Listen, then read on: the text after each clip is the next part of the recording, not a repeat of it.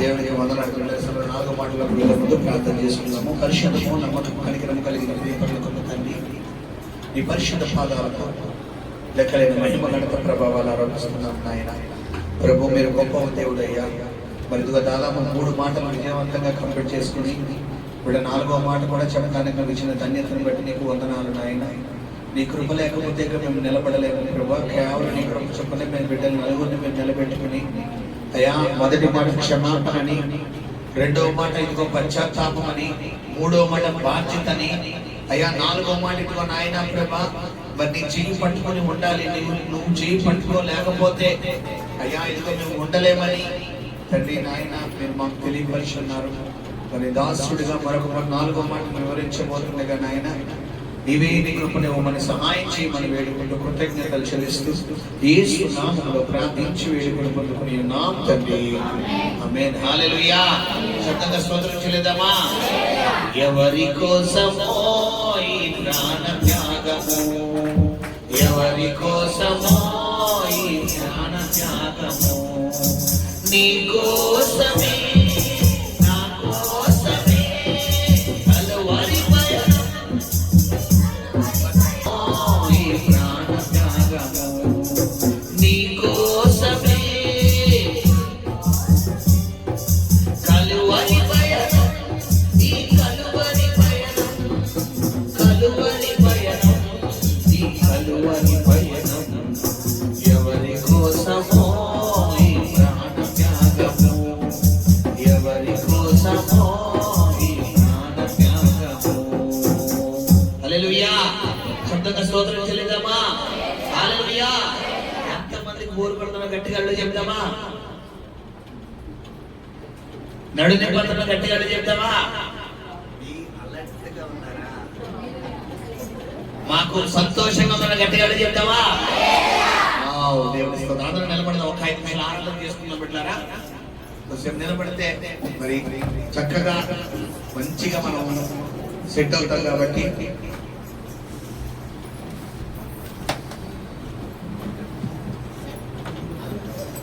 ఒక 2 నిమిషాలు శుద్ధ హృదయం కలుగ చేయుము, శుద్ధ హృదయం కలుగ చేయుము, నాలో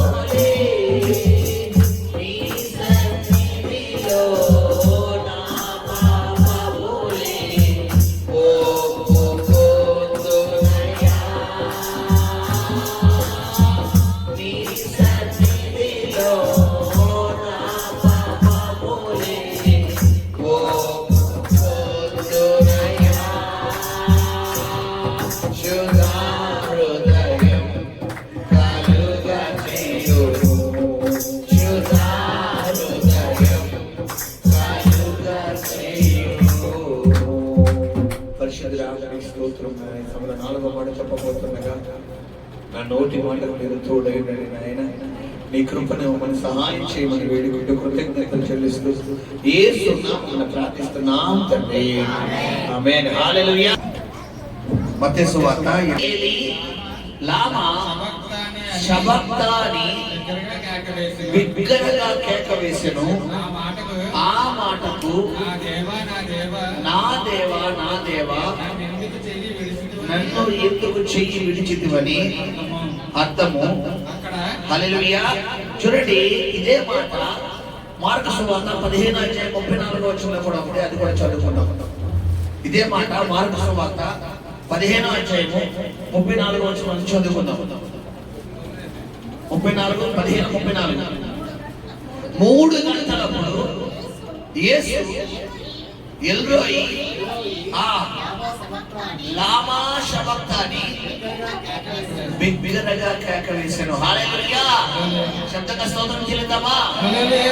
ఏమంటే ఇక్కడ గమనించండి బిడ్డలారా, మనం చదువుకున్నటువంటి మత్తయి సువార్తలో ఏలీ ఏలీ అని ఒక భాష మాట్లాడుతుంటే మార్కు సువార్తలో ఎలోయి ఎలోయి అంటాడు.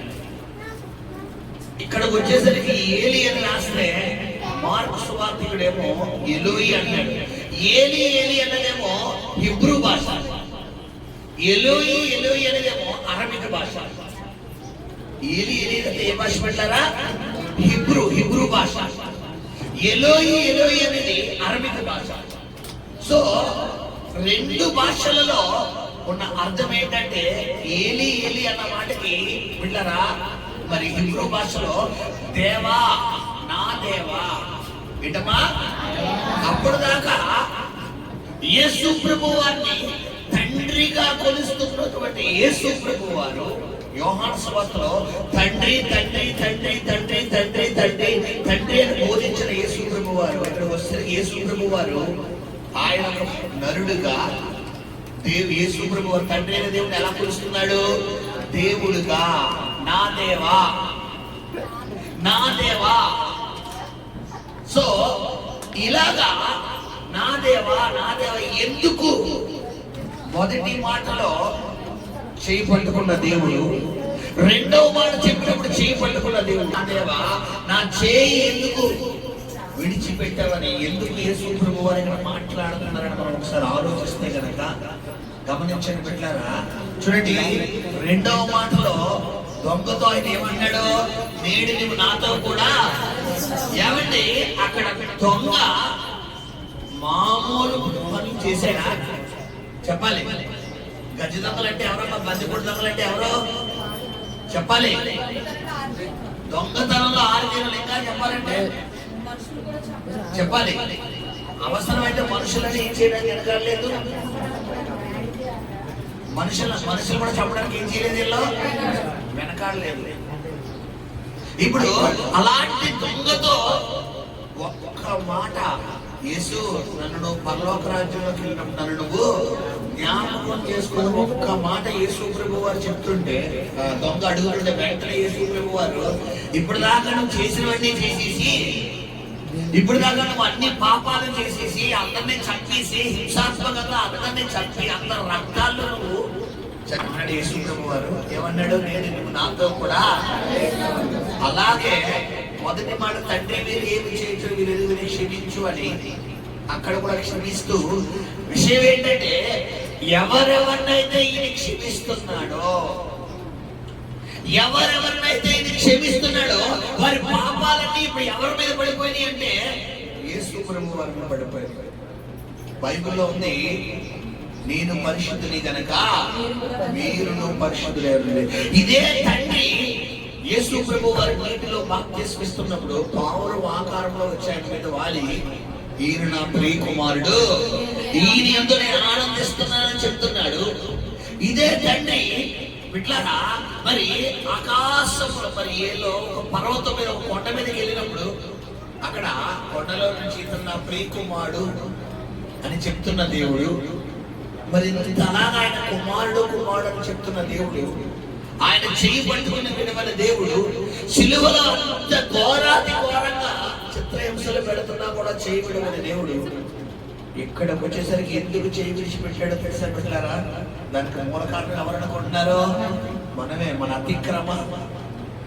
అతిక్రమాలు యేసు మీద పడిపోవడం వల్ల పరిశుద్ధులైన యేసయ్య చెయ్యి ఇప్పుడు ఎలా మారిపోయిందంటే పాపిగా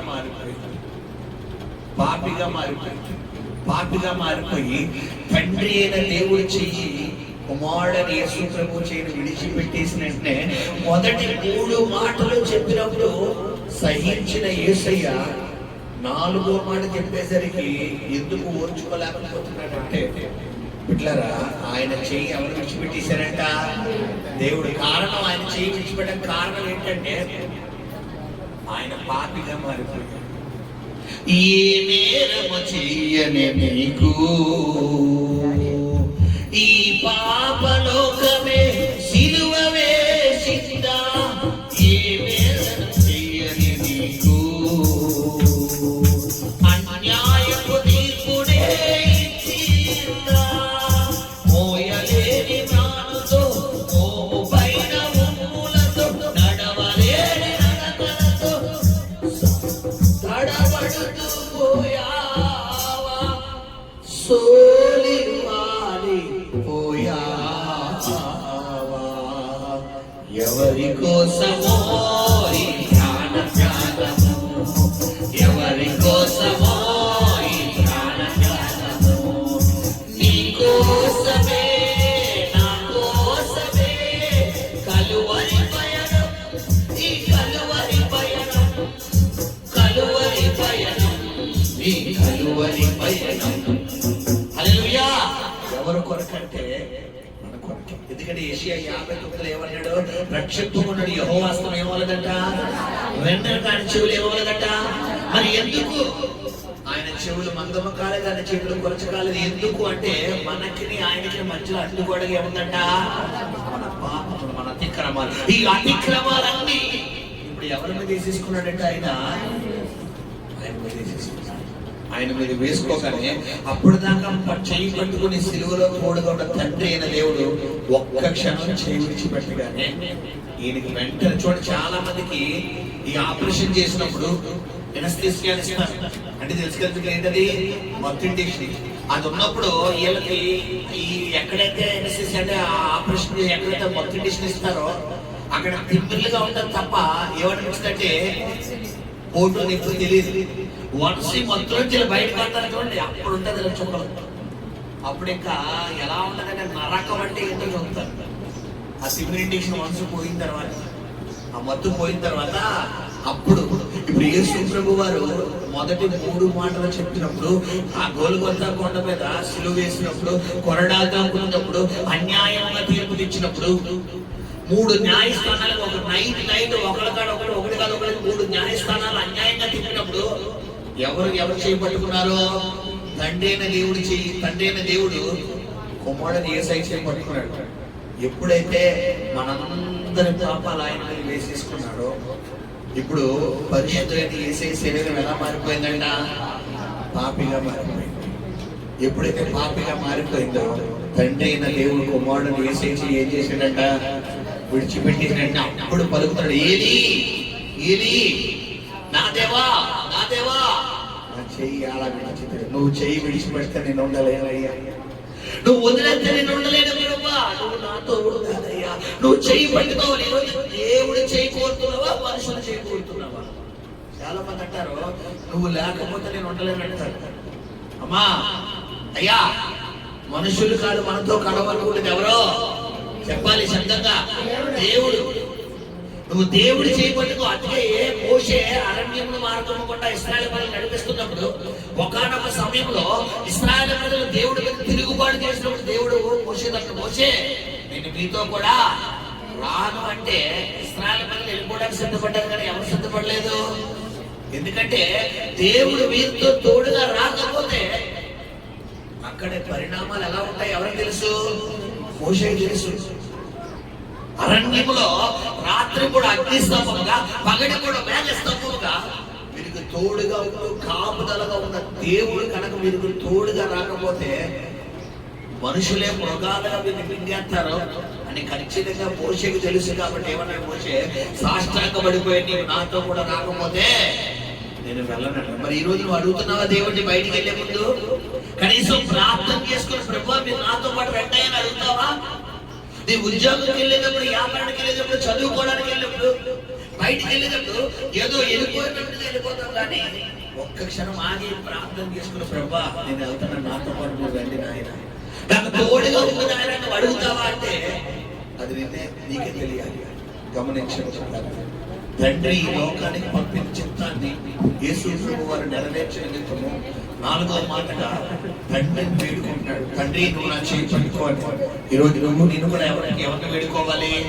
దేవుణ్ణి వేడుకోవాలి. ఖచ్చితంగా మన చెయ్యి యేసయ్య గనక విడిచిపెడితే మనం ఈ లోకంలో ఉండలేము పెట్టారు. అందుకే కీర్తన ఇక్కడ దావీదు అంటాడు, నీవు నన్ను విడిచిపెడితే మనుషులు నన్ను ఎలా మింగేస్తారు అంటాడు? ప్రాణంతోనే మింగేస్తారు. తెలుసా మీకు? ప్రాణంతో మింగడం అంటే ఏంటో తెలుసా? దేంతో దాడి? కత్తులు అక్కర్లేదు, ఇది చాలు. ఇది అసలైన కత్తి తెలుసా మీకు మిత్రులారా? ఈ కత్తి జస్ట్ ఒకసారి కొడితే చచ్చి ఊరుకుంటాం. అదే ఈ కత్తి అయితే అర్థమాను సంపించే ఇంకా AK-47 కూడా దారుణమైంది ఈ కత్తి. కొంతమంది ఈ కత్తిని అర్థమానం వాడతారు. ఎంతసేపు ఎదుటోళ్ళని కట్టడమే ఇలా పని, ఎదుటోళ్ళకి కౌంటర్లు వేయడమే ఇలా పని. కదా అది ఎదుటి అలా అయిపోయిందని నువ్వు ముందు తిన్నగా ఉంటే బాగుంటుంది. అసలే ముందు వీళ్ళ మాట వల్ల ఏం జరుగుతుంది? వీళ్ళు చెప్పరు వెళ్ళచ్చు కదా, నాకు తెలుసు నీకు ఎలా అయిపోద్దని నాకు ముందే అనిపించింది. మరి ముందే చెప్పచ్చు కానీ చెప్పరు. నాలుగు కదా ఏదన్నా మాట్లాడేచ్చు. గమనించండి, ఖచ్చితంగా దేవుడు చెయ్యి నువ్వు పట్టుకో. దేవుడు ఒకవేళ నీ చేయి విడిచిపెట్టాడని అనుకుంటే ఖచ్చితంగా ఆ అనుభవం నీకు తెలిస్తే ఖచ్చితంగా నువ్వు ప్రభువుని వేడుకోవాలి, ప్రార్థన చేసుకోవాలి. పరిశుద్ధము నమ్మకం కలిగిన ప్రియపరులకు తండ్రి, సిలువలో పలికిన 4వ మాట నా దేవా నా దేవా నా చెయ్యి అలా విడిచిపోని 4వ మాట మీరు మాకు వినిపించారు. నిజమే ప్రభా, ఈ మాట ద్వారా మీరు మా జీవితాల్లో ఎంత మాకు తోడై ఉండాలో, ఎంత తోడై ఉంటే మా జీవితాల్లో కార్యాలు జరుగుతాయి మీరు మాకు తెలియపరిచారు. భక్తుల్లో ఎంతో మంది ఇదిగో నాయన వారి చెయ్యి పట్టుకుని నువ్వు నడిపించిన విధానాన్ని ప్రభా ఎంతగానో వారికి ఆశీర్వాదం తీసుకొచ్చింది.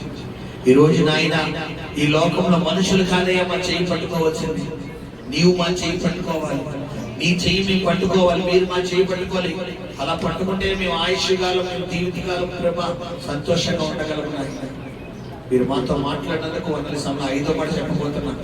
నీ కుమార్తె బియోలాను మీరు బలపరచండి, నీ ఆత్మతో నింపండి, నీ దాసురాల మీద నీ నూరంతల అభిషేకం దయచేయమని, కృపను మన సహాయం చేయమని వేడుకుంటూ యేసు నామమున ప్రార్థిస్తున్నాం తండ్రి. ఆమేన్. హల్లెలూయా.